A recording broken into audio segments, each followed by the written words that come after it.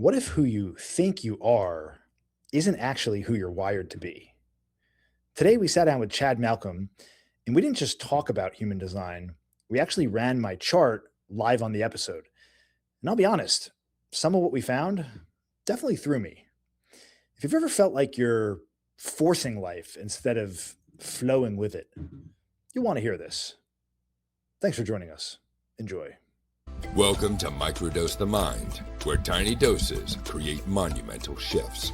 We're your hosts, Brian Schwartz and Jeremy Wolf, and we're here to guide you through the fascinating world of microdosing, both in plant medicine and daily habits. Get ready to expand your mind and reshape your reality. All right, Chad, here we are, brother. I'm going to be your guinea pig today. We're going to do something a little bit different. We're going to do my human design. So I don't know anything about this. Brian, I think you know a little bit more than I do, but I am coming in with a completely blank slate, no preparation. I have no idea what this is going to be.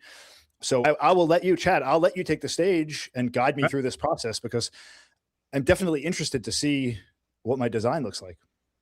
Yours is interesting, and it was unique. It's one of the first ones I've seen that has all 9 of your energy kind of centers as defined. Most people I've worked with in the past have 3, 4 of them defined. So when I saw yours were all defined, I was like, oh, this is going to be fun. You know why that is, right? I'm getting there. Yep. I'm a high definition character, my friend. That's it. We only want Jeremy in HD, right? All right. So quickly, a little bit about me. Dr. Chad Malcolm. I'm born and raised in the Pittsburgh area. I have moved all over the East Coast as an adult. I live now in the Cleveland, Ohio area with my wife. We have 3 kids, 2 dogs. All 3 of our kids are adults now. So empty nesting, if you're not at that stage in your life yet, it is amazing to get to. And I've been doing a lot of work the last few years in the spiritual realm. My wife and I are we're both Reiki Master certified. I am a yoga instructor. Along with that, I do body work. My wife does energy work with people. We do dabble in the plant medicine realm as well, working with individuals and groups. And our goal in 2026 is we're launching our wellness center. It's been on the plans for about 3 years now. And this year, we finally are to a point where we think we can do it. So we're launching our wellness center. And one of our offerings is going to be working with people with their human design. And human design is, I like to affectionately say, this is what nature told you were supposed to be like before nurture kicked in. So this is for people out there who are on the religious track. If you think of Psalm 139, fearfully and wonderfully made from God, this is the way you were created. If you're not in that religious realm, whoever you think is your higher power, they created you in this way to be able to navigate the world around you. It's a fascinating tool. It's used for self-discovery and enhancing your everyday life. It's combining elements of astrology, the One Ching, Kabbalah, and quantum physics. What I love about human design is that I can pull your chart. I have Jeremy's today to go through, and I'll show you what that looks like. And it's only based on your name, the time of your birth, the date of your birth, and where you were born. And it generates who you were created to be. To me, that design blueprint is fascinating. When I did mine, I was floored at like how accurate it really was for me. I did a reading with my wife a few weeks ago around a certain issue that she was having in our businesses. And she ended up almost in a puddle of tears on the floor at how true I was able to get into deeper areas for her. So to me, it's a really cool piece. So what we're going to talk about today, and please, Brian, Jeremy, jump in, ask questions, ask me to go a little bit deeper on things if you need me to. But we're going to kind of do a quick reading. We're going to talk about your type, your authority, and your strategy. So pretty much how you navigate everyday world is kind of what I'm going for. Any questions? I'm interested to see how this goes, because I myself, I have a very skeptical mind. Probably Brian, certainly less. But when it comes to these types of things like astrology and these readings, from what I've always seen in the past is that a lot of it seems to be very vague in its description, so like catch-all. So again, I'm open mind here, but I'm interested to see how this fits in and how accurate it is, and hopefully we'll put myself in a puddle of tears by the time we're done here. That'd be interesting. So it's really, to me, I think it's just really cool. Like I said, it lays out how you were designed to be. And then the next step of this evolution that I'm working with people on is taking their human design and then doing an inner architect series with them where we look deeper into your human design. We use your human design to answer some plaguing questions you may have in your life, why your relationship isn't working, why business is struggling, why you're uber successful, whatever it is. Then we take it a little bit further in those inner architect series to bring in the Enneagram. There's 9 different Enneagram types. And what I love tying these two together is it really brings that nature versus nurture debate full circle. Because again, human design is how you were created. Enneagram is how your childhood perceptions around love, conditions, behavior kind of formed who you are today. And from there, we can really see some areas where some growth could happen, how you're dealing with under stress, how you interact with other people in relationships. So to me, dovetailing these two together is just mind blowing. So, for me in human design, there are 5 different types that you can be. You can be a manifester. So your manifester, it would be those people who are those big visionary people. When you're thinking about people in your life, these are the people who can come up with idea after idea after idea, and they seem to always be on the cutting edge of everything. Great. Second one is a generator. They're the working bees of the society, and that's actually what you are, Jeremy, is a generator. You can get a lot of stuff done, but you also have to be careful you're not taking on too much. Chad, is Jeremy a manifesting generator or just a generator? Because I've heard both terms. Yep, just a generator. Just a generator. Okay. Yep. I'm a manifesting generator, just so you know. Yeah. Yes. So the third type is manifesting generator, Brian. I love it. This is the bridge between the two. So Brian can come in with these really big ideas, but he can also see the steps to get to that big idea, and he can get those steps done, which is a cool place to be. And that's what my wife is, a manifesting generator. I think she just missed the manifester by 30 seconds of her birth time because she is a big picture person and gets just frustrated in the weeds and the doing of the tasks. But she is a manifesting generator as well. The fourth one is a projector. That's what I am. Projectors are people who are good at rallying other people to help with things, to get tasks done. They rely on community quite a bit. And then the fourth one is a reflector. And only about 1 to 2% of the population are reflectors. And these are people who can see the proverbial forest through the trees, but can also see beyond that to how things could be different, how they could be better, streamlined, more efficient, those types of things. So again, as we go back, Jeremy, you're a generator. So you're working bees of society.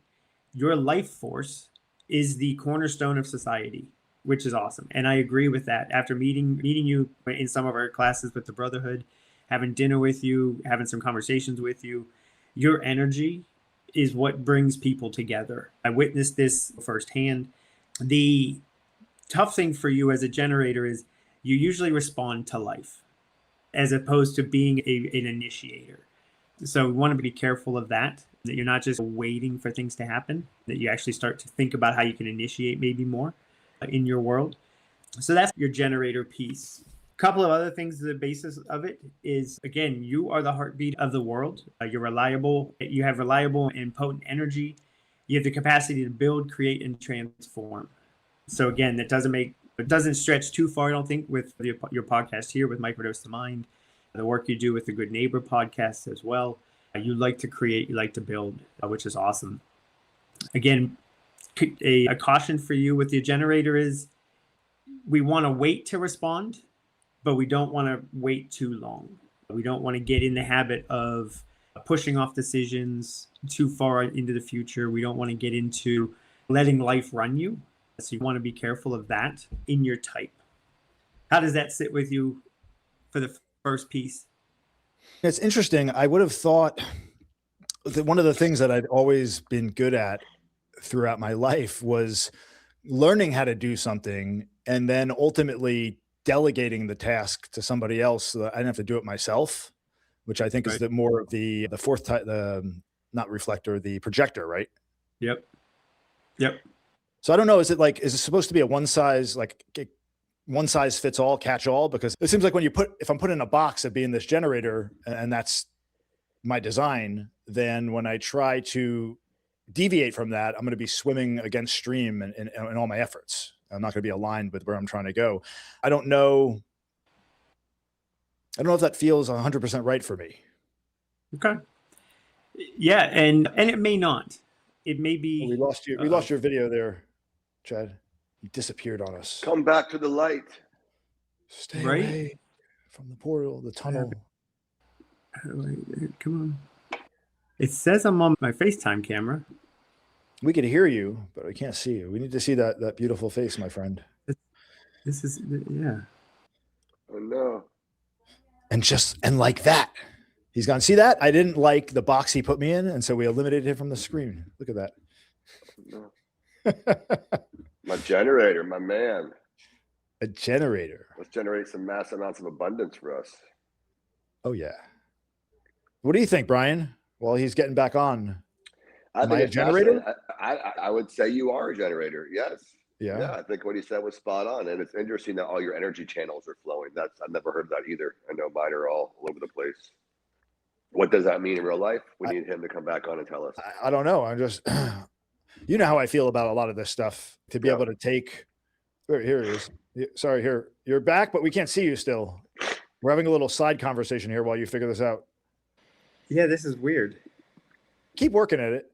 I'll just keep talking to Brian. You could also listen in. So yeah, just to take. There we go. What's that? You got the Are camera? we back now? No, and now I see a black screen. I see me. This is the Uranus and Gemini doing, by the way. What is it? Your Gemini? What? Your Uranus and Gemini. Uranus or Uranus? Uranus. Is it a full moon, Mercury, uranium retrograde? All of it. There he is. He's back. There he is. All right, perfect. Where is it? So yeah, so Brian was saying he sees me in this generator capacity. I just have this. I've always had this incredibly skeptical mind about everything, and it's like the older I get and the more I live, the more open I become to this stuff, because I realize that a lot of the conclusions I've come to are just wrong anyway.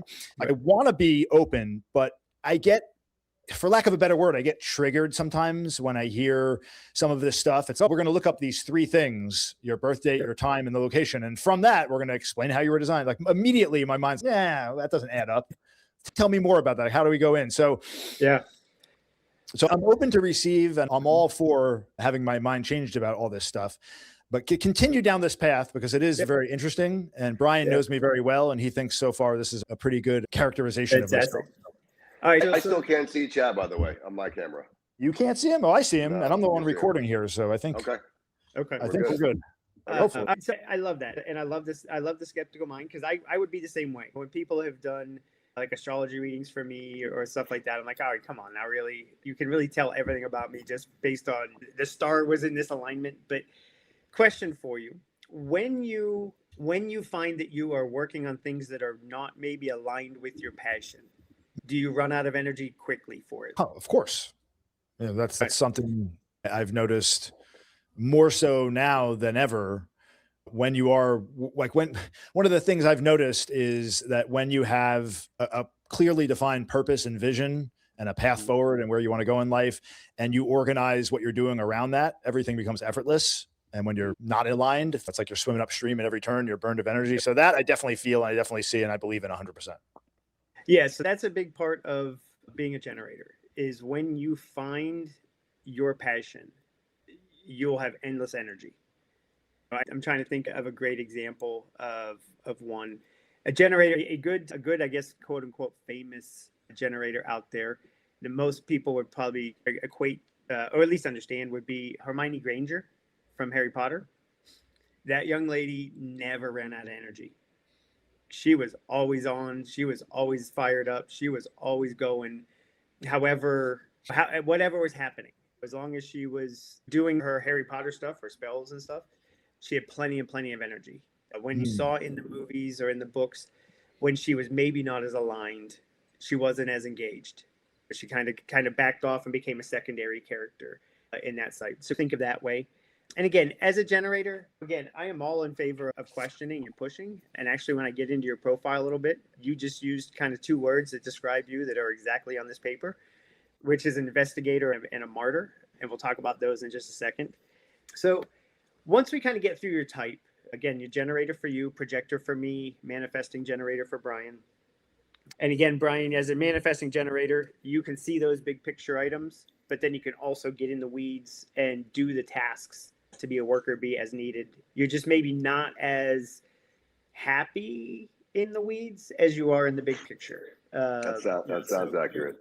Yeah, so think of that way. Your second thing after we talk about your type would be your authority. There are 7 different types of authority. There's an emotional authority, which, Jeremy, that's what you are.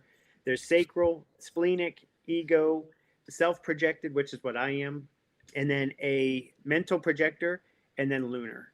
I would really hope that most people in my life wouldn't fall in the lunar category, because for lunar people, they are very slow to make decisions. It's called a lunar authority for a reason. It usually takes them about 25 to 35 days to make a decision. They have to follow the lunar cycle. You're exactly right. So to me, I think that would be an incredible thing to think about. Goodness gracious. Lost you again on the video. I'm not sure what's going on with that. There you go. You're back. I couldn't imagine waiting 28 days to make decisions, but maybe that's probably a good thing for me to think about Don't doing. make going to shopping at Publix or your grocery store of choice a problem. Yes, I think it would be. So with your emotional authority, for you, when decisions come up or when situations arrive in your life, it's best to allow whatever emotion is cycling through your body to completely cycle before you make a decision. If you're thinking about getting a new car and you're so excited for this new car, whatever your car of choice would be, I love my Jeep Wrangler. If I'm going to get a new one, I get excited.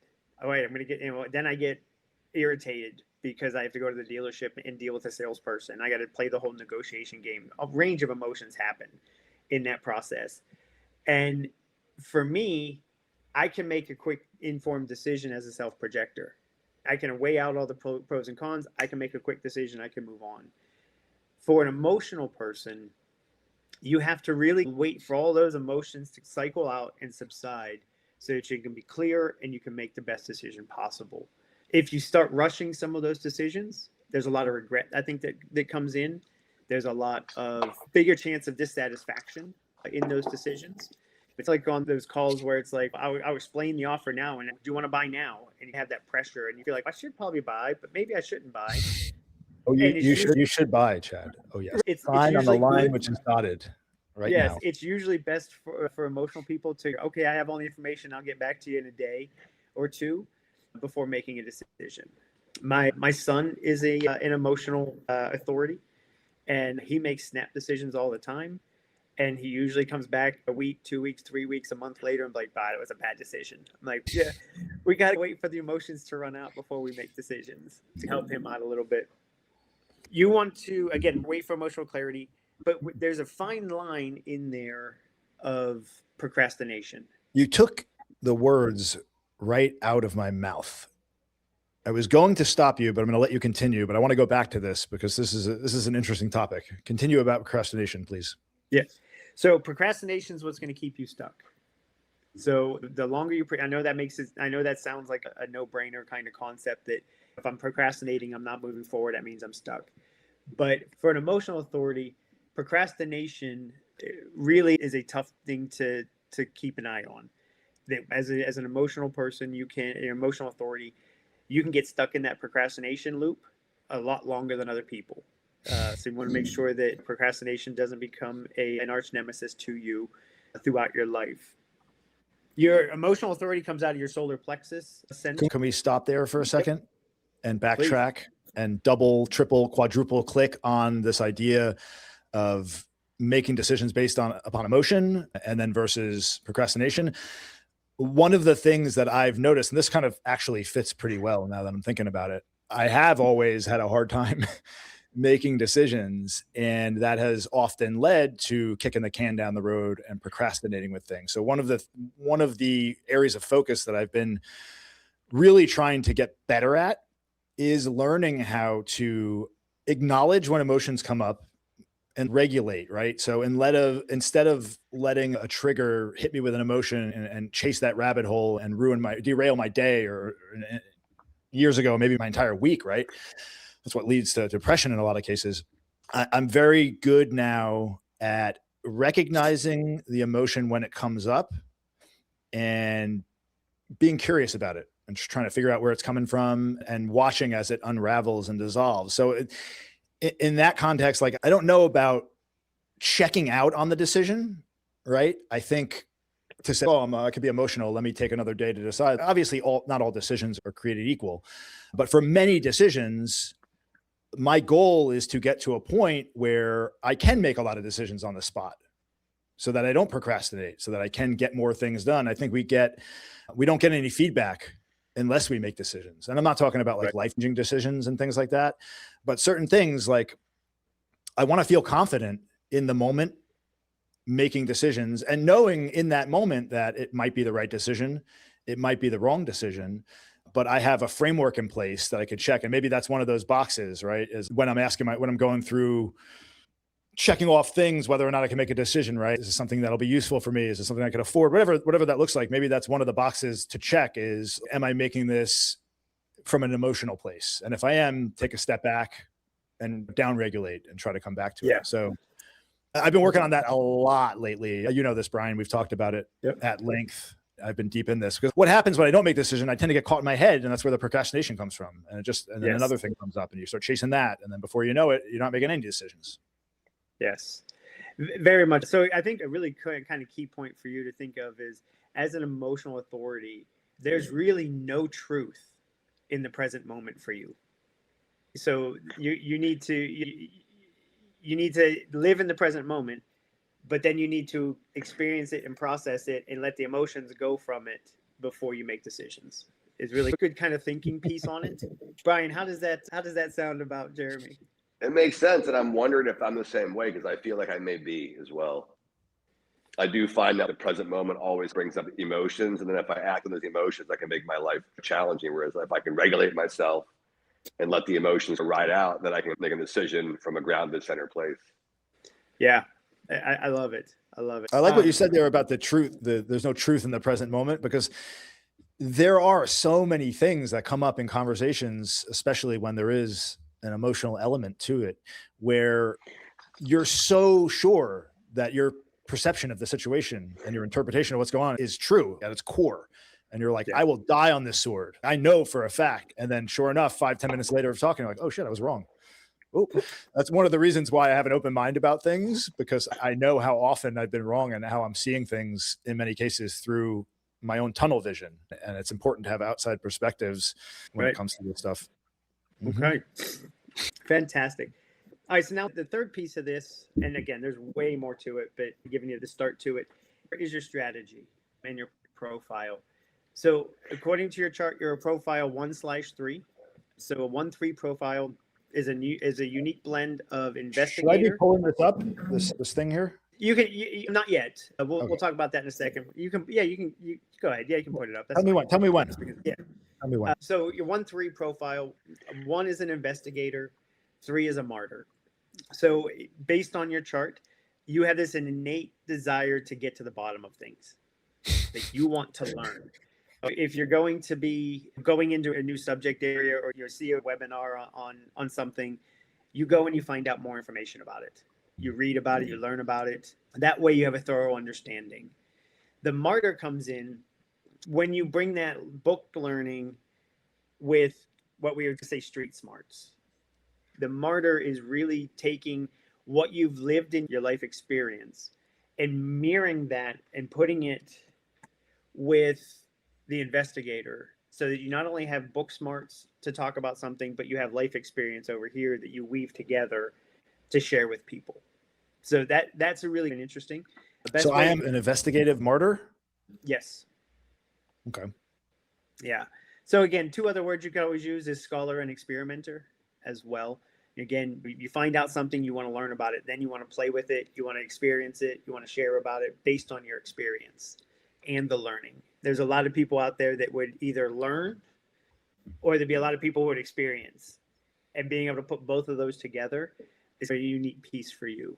And my guess would be, as I get to know you more and more, your investigative piece probably goes deeper than your experimentative piece. That when something new comes into your realm, you read about it, you learn about it, because you need to really thoroughly understand it before you get too far down the road with it. I know that kind of is part of mine as well. That's part of my Enneagram, is that I'm a learner. My profile is a 2-4, so I'm a hermit. I need alone time. I can do a networking event if I have to, but I need an hour of quiet time before I go, and I need an hour of quiet time after I go, or I'm just miserable. So I need that downtime. And then I'm an opportunist. So a hermit opportunist, which is a weird profile, but the opportunist part of me is that community building. And it goes back to that projector piece for me as well, of being able to use people, not use is a bad word, advocate in the community for people to support, help, do different things is part of who I am. So you're an investigator and a martyr along with that. So a scholar and an experimenter, book smarts and street smarts wrapped into one. So you're a good mix there. I love it. All right.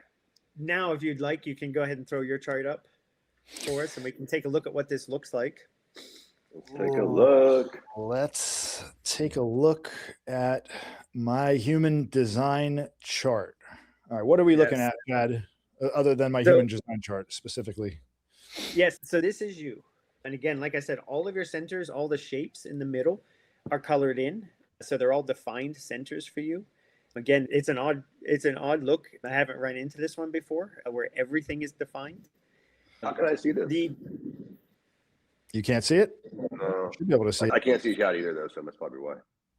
You're on a phone. Right? You're on a phone, right? Yeah. Yeah, that's probably why the screen. I'll listen. Yeah. Do you need to swipe like side to side on your phone? Oh. Because I know if you're on your phone for Zoom, if you swipe like left or right, you can see people, you can see a screen.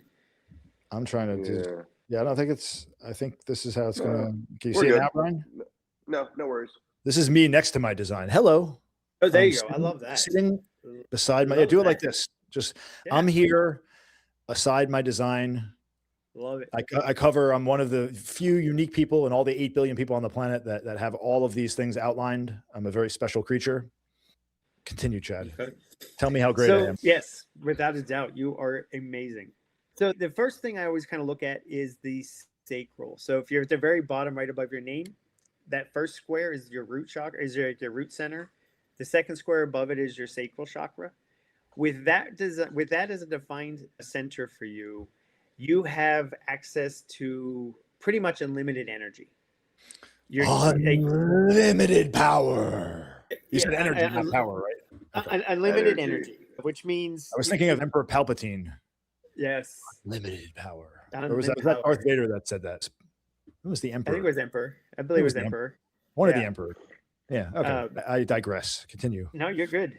So you have access to constant energy. You're a marathoner. You can work on things, again, if it's aligned with your passion, tirelessly. And if it's not, I get 2 hours and I'm out. That's it. If it's not aligning, it just sucks your energy. Yeah, that makes sense, because if I sit down with my guitar, I could play in many cases like forever. I could just play and play. But if I sit down doing something I'm not into or that don't want to do, I don't like, my capacity for understanding fries out very quickly. Yes. With that defined, it's also showing you that you rely on body wisdom. So you rely on, how does this feel in my gut? When you're facing decisions a lot of times, or just deciding if you want to be a part of something or you want to work on something, it's a body feeling to you. But it has to feel right in your body. If not, you're going to probably procrastinate it. You're probably going to shirk it. You're probably going to put it at the bottom of the to-do list. Whereas other people may be a heart center or a heart wisdom or a head wisdom. You feel yours in your body. With your defined sacral, you need to really be sure of and strong on your boundaries in your life. That if you set out to climb a mountain, you don't allow other people's thoughts, ideas, needs trump yours to be able to prep for this mountain climb. And what I would say probably is you may struggle a little bit currently defining those boundaries and holding those, especially in close relationships with kids, spouse, partner, whatever. You're more apt to give away your time freely where you probably shouldn't in that realm. So kind of keep an eye on that too. We want to make sure that we have boundaries. And in that sacral chakra, that body wisdom, we've talked a little bit about it, that if it lights you up, you do it and you go all in on it and you move it forward and get everything done. If you're not lit up about it, you do it enough, I think, to be successful, but you're not going over the top. There's a fine line there, though, because getting lit up involves an emotional response. So I could have a positive emotional trigger to something, and that lights me up and gets me to dive all in, and it could have been incorrect. It can. It's a fine line to walk, my friends. Yeah, it is. And again, that's why I would remind you to go back to your emotional authority of let the emotions run its course before you make any decisions, and before you decide, oh, this is really important, and I'm gonna make sure I move forward with it. Because if it's not lighting you up, you're not going to be as successful as you would like to be, and it's gonna take you a lot more effort to find success in something that's not really jazzing you within your body. If you don't light my fire, then don't come around. 'Cause I'm gonna burn one down. Amen. Then the next thing I would go into is I would start at the top of your design, at the head, and kind of work my way down through each of the centers.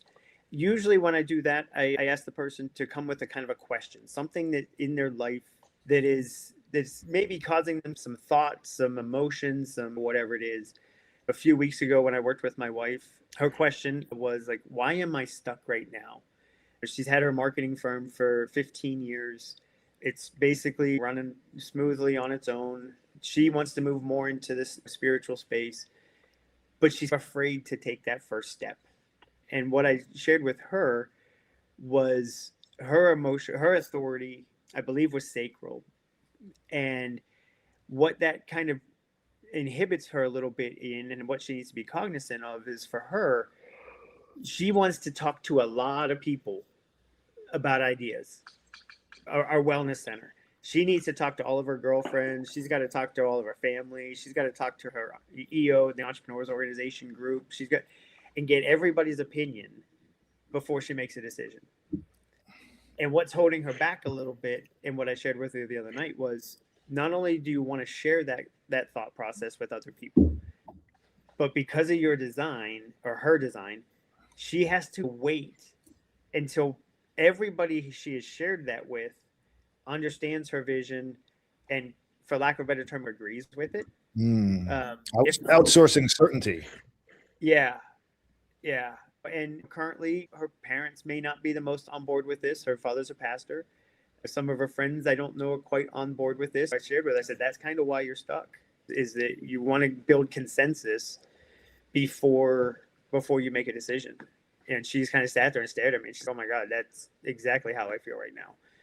And I said, okay. I said, so we can either move forward without everybody's consensus, or we got to get everybody together and figure out how to get a consensus, or we're still going to be sitting here in a year, be waiting. He's been working on that a little bit. But like I said, the next step would be to throw out a question and then walk through the centers from the head all the way down through the root. And each center attaches to a different center and energy piece in your body, kind of like the chakras. They map pretty closely. There are two extra ones, splenic and ego, that are not a part of the chakras. But we would walk down through those and really give you a deeper understanding of who you are and how you navigate the world. The throat center is a big one. It's how you communicate. And the biggest thing for you in your design is authentic and clear communication, not only from you but to you. Authentic what? Authentic and clear communication. Oh, and authentic and clear. Got it. Yeah. Clarity. Yeah. Which I see that shows up for you in your work, Jeremy, in your relationships, in your house. Also the throat with your singing and expressing yourself authentically and being okay with that. Whew. Yes. The one caution I would give for you as a defined throat center is you are somewhat set in your tone and your volume of your speaking, no matter the context. That you come with the same kind of cadence, tone, volume, timbre, no matter what the situation is. I do. And that's one of the things that's one of the things for me is my throat center is one of the defined ones. And when my wife saw that and I was sharing it with her, she's great. She goes, "So you are predetermined to be loud and talk very quickly." I said, "Yes, I need to really work on that." So that's really one of the things I've been working on the last year is slowing my cadence down, lowering my volume, because it can be intimidating to people. It can be overloading energetically for people when I speak.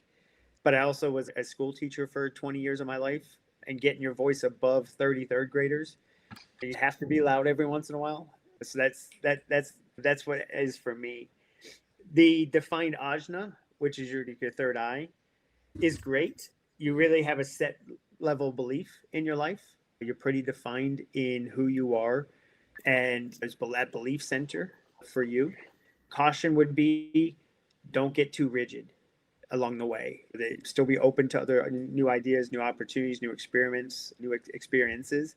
Because again, that goes back to your profile that you want to learn about stuff, but we also need you to experiment and not be so set in beliefs that you're not open to other ideas or other thoughts.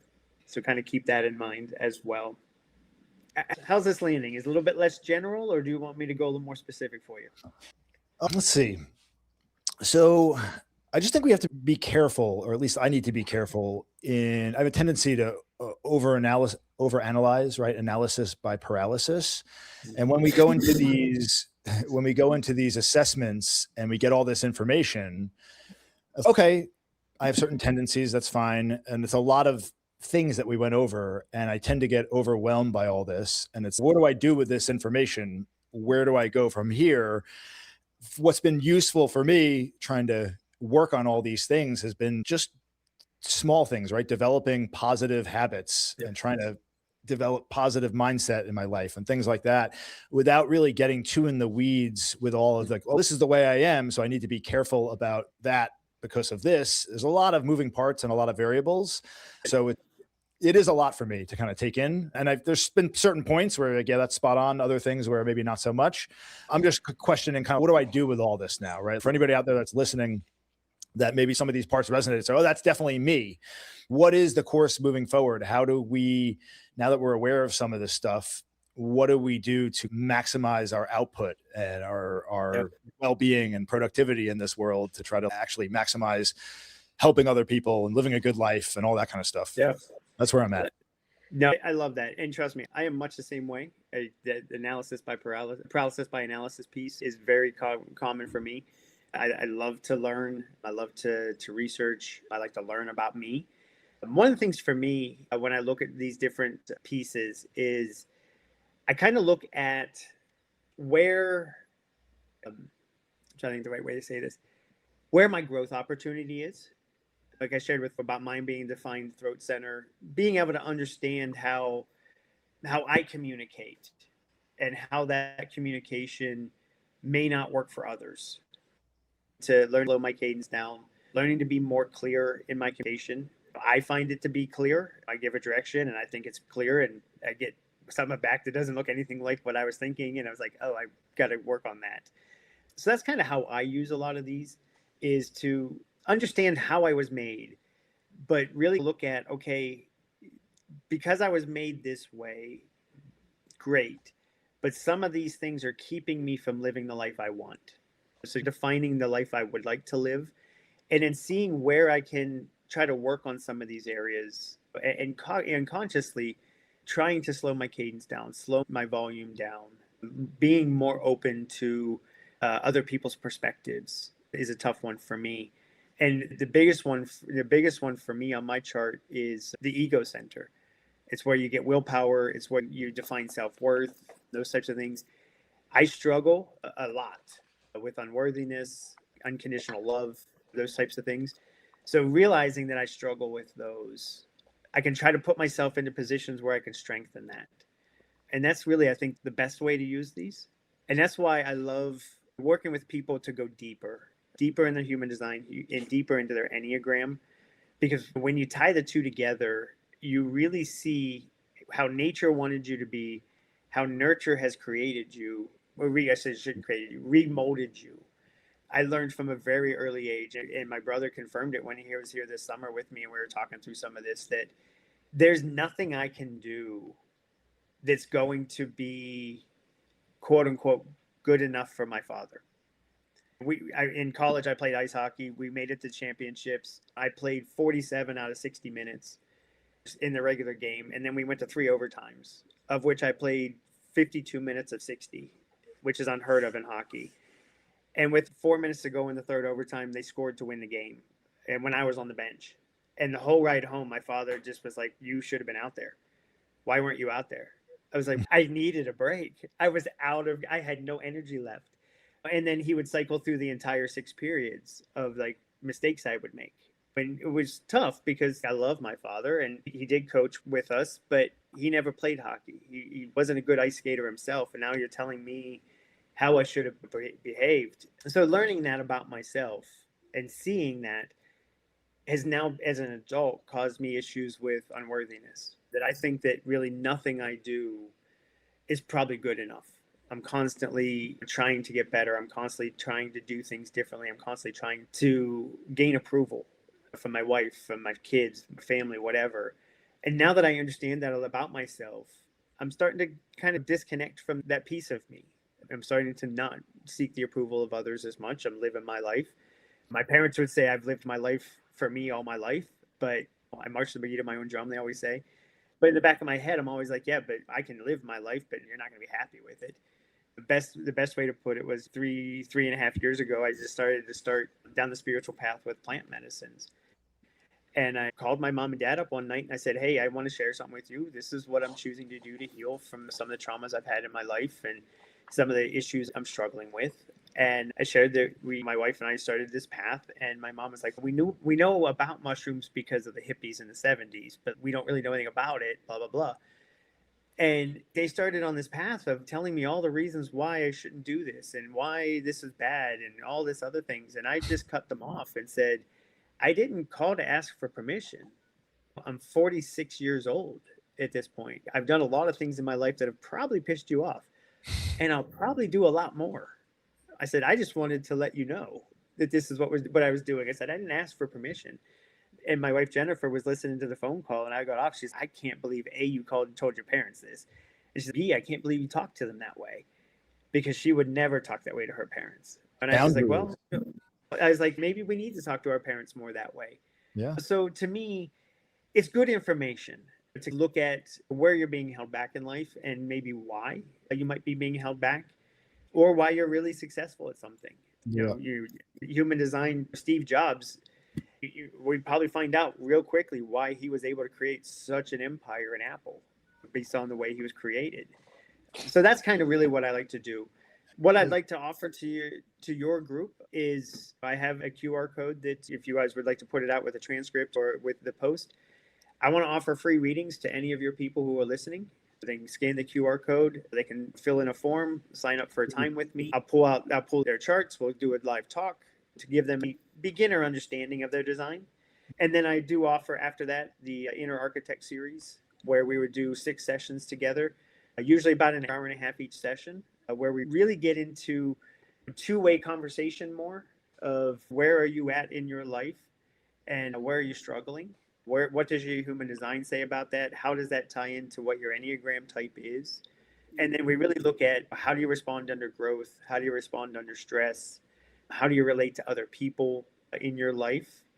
And to me, I would love to eventually get into working with companies at their leadership level of bring your leadership team together.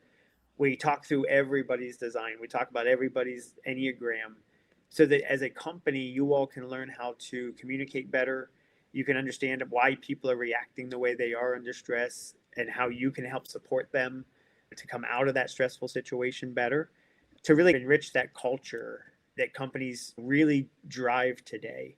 culture in a company is such a big piece, and yet we don't take time to really understand the people that are around us. And if I just take a couple seconds to kind of learn more about Brian, then I can understand when he's short with me over a decision I made or over a project not meeting deadline or whatever, because I understand him a little bit deeper. And then I can understand how to respond to him to make sure that we're moving everything forward the right direction. Yep.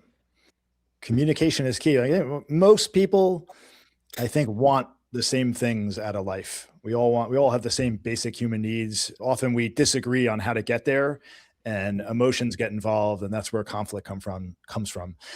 One thing I want to leave with here before we go or touch on was this is very interesting, and I could see how being able to focus in on these areas, your tendencies, right? By doing these exercises, we're able to shine a spotlight on areas that we are having struggles with, or that maybe we excel at, whatever that is. And the first step is awareness, right? But without action, that doesn't get us very far. So I think it's important that as we look into ourselves and we really comb over these areas for improvement and things like that, we really sit down and we really think about ways we can develop strategies for action moving forward to actually build these things, build these muscles, because that's always the hardest thing for everybody, right? Yes. But again, awareness definitely is the first step. Yeah. And this was really interesting, man. Brian, you didn't have a lot to say in this conversation. Can I leave you with some last words or thoughts? Sure.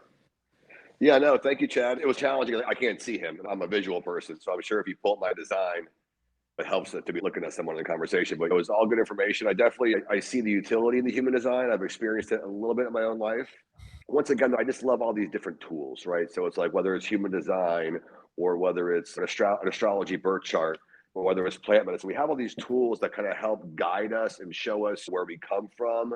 But I also love the fact that we all have free will. And ultimately, all these tools, if we work with them properly, will just pull us into a better version of ourselves. So I really appreciate anything that helps me become a better man. So thank you, Chad. Yes. Aho. Beautiful. Yes, and I very much appreciate that. And I love the way you stated that. It is all about awareness and opening our eyes up to who we are. One of the things that I've always said is I feel like I'm a smart enough person in the world that if you give me a personality test like the DISC or a Myers-Briggs or anything like that, and you say, especially if you're using it in a company for hiring, and you say, I'm applying for a sales position, I know how to answer the questions as a salesperson. If you're hiring me for an operations person, I know how to answer the questions as an operations person. The nice thing about human design is there's no questions to answer.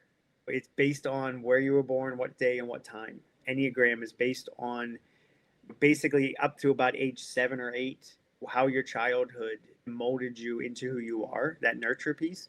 And because again, as a projector in human design, it's slightly askew to my culture index, which is an architect. They're not exactly parallel. And my DISC assessment doesn't really show that I'm task oriented. It shows that I'm more big picture oriented. So it's kind of interesting when you start putting all of these together and you kind of start looking at who you are, what makes you strong, what are some areas of improvement that might help. And then Jeremy, I agree 100% that action plan afterwards, what are 2 or 3 things we're going to take away to say, all right, what we need to work on in the future in decision making or in relationships or in business or whatever. That way you have an idea of some of that, how you can be that better version of you as you're looking forward to that. Beautiful. Yeah. Something that came to mind there about the action. It's like being in this emotional state, right? I do a lot of breath. Yep. When you feel emotions come up, having a practice like that, mindfulness, meditation, breath, it really does help diffuse the emotion when you practice those things. So really looking at these different areas and extracting those out and then applying actual physical practices or things that you could do to train that muscle and really hone in what you're working on there. Okay. Let's leave it at that. Chad, thanks for coming on the show. We appreciate you doing this. This was interesting. I never You're welcome. really subjected myself to an analysis like this for the world to see. So here we are. Warts and all, Nice. Here we go. Congratulations. I did Thank it. you for your openness and your opportunity. I appreciate it. Love course, what you all are brother. doing here with Microdose the Mind, opening up this portal for people to learn and experience. So keep up the great work that you all are doing as well. Of course, we Thank you, shall. Chad. And for everyone out there watching, if we will, of course, link in the description to all of Chad's information. We'll try to get you access to that QR code. If you're interested in getting your human design, your evaluation done, as he said, reach out anytime. We thank you all for joining us. And I said it before, I'll say it again. I'm going to keep saying it. We only have this one life to live. Let's make sure we live it to the fullest. Everyone take care. Aho. Oh, Aho. Have a wonderful day. Enjoy your day. thank you. Thanks for tuning in to Microdose the Mind. If you enjoyed today's episode, share it with a friend and help us spread the word about the magic of microdosing. Be sure to follow us on social media for all the latest updates and insights. And remember, while we love our tiny doses, sometimes you just need to go big. Just make sure you're in the right set and setting. Until next time, keep your mind open and ready for growth.